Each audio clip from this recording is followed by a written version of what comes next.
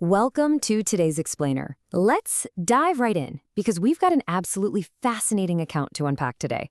We're going to look at how dramatically shifting our perspective can actually help us overcome truly paralyzing fear. We're drawing from a famous historical narrative to see exactly how our focus literally determines our reality, especially when we're under intense, life-threatening pressure.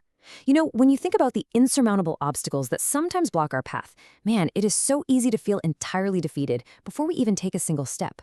But as we'll see, the lens through which we view those obstacles, it changes everything. So where do you look when facing a giant? I want you to really think about that for a second. When a massive crisis hits your life, what fills your field of vision? Do you fixate on the danger, or do you look somewhere else? The source material we're examining today gives us a literal masterclass in the psychology of fear and courage. It proves that in a moment of crisis, focusing on the right things changes absolutely everything about the outcome. Part 1. A terrifying challenge. To really understand this, we need to set the scene. We're introduced to a young man named David. He's likely still just a teenager at this point in the timeline, and he's visiting the professional army camp of the Israelites. Now, you would naturally expect these seasoned soldiers to be confident, organized, and, ready for battle. Instead, David finds them completely paralyzed by terror. Why? Well, because of an overwhelming physical threat. A giant Philistine named Goliath had come out to challenge them. The entire army was frozen. Their attention was locked entirely onto the massive, imposing physical data standing right in front of them. The sheer scale of the threat had completely short-circuited their training and their courage. And it wasn't just his immense size, either. The account in 1 Samuel notes that Goliath came out to taunt the battle line of Israel. The source text points out something really fascinating about human nature here. The soldiers' fear was a direct result of them focusing on two specific things: the giant himself and the unrelenting taunts echoing across the battlefield. Their senses were completely overwhelmed by the immediate physical threat and the calculated psychological warfare. Every single day they heard these shouts, and every single day their morale just sank lower and lower.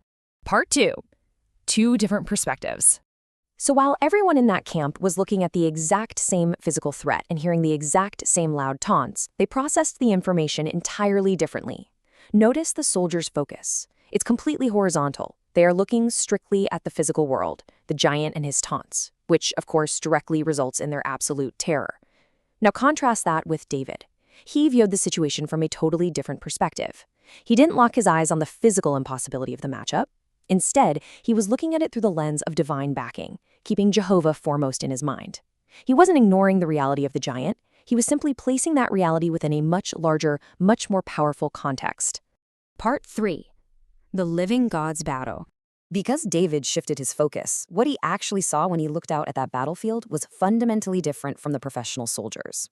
While the terrified army saw a challenge merely against the battle line of Israel, David saw it as a direct challenge against the battle line of the living God. Just pause and really think about the impact of that shift. By reframing the conflict, David completely removed the pressure from the shoulders of the Israelite army and recognized this as a direct affront to Jehovah himself. It was no longer a battle of human strength versus human strength. No, this was a matter of divine sovereignty. Part 4. Trust built on experience. Now, let's be very clear about something here. David's viewpoint wasn't just some naive bravery or blind optimism. It was a deep, unshakable trust built upon a very solid foundation. First, David had an established history of relying on God during his time working as a shepherd. Those quiet, solitary moments of relying on divine help built his foundation long before he ever faced an army. Second, because of that history, he was equipped to keep Jehovah foremost in his mind when a massive new crisis arose. And finally, that past experience directly translated into trusting God right there on the active battlefield. He trusted that the God who had helped him in the pastures would step up and deliver him again in this seemingly impossible situation. The courage was literally a natural byproduct of the history. Part 5. Facing your giants. So, how do we take this historical narrative and bring its practical application into our lives today? Well, the source text concludes the historical account with a definitive result. David, who boldly stated he was coming in the name of Jehovah of armies, was absolutely certain of God's backing. And because of that divine perspective, he confidently stepped forward to face Goliath. And of course he won. Relying on Jehovah completely neutralized the paralyzing fear and resulted in a total historic victory. It proves that when human limits are reached, relying on divine strength changes the entire equation. I want to leave you with this final provocative thought. When you are standing on your own battlefield, hearing the loud taunts of the overwhelming challenges in your life, how will you view your giants? Will you focus solely on the size of the problem, or will you shift your perspective, keep God foremost in your mind, and remember exactly who is backing you? The choice of where to look ultimately decides how you will stand. I really hope this explainer has helped you visualize how a shift in focus can help you conquer fear. For more information, please visit jw.org.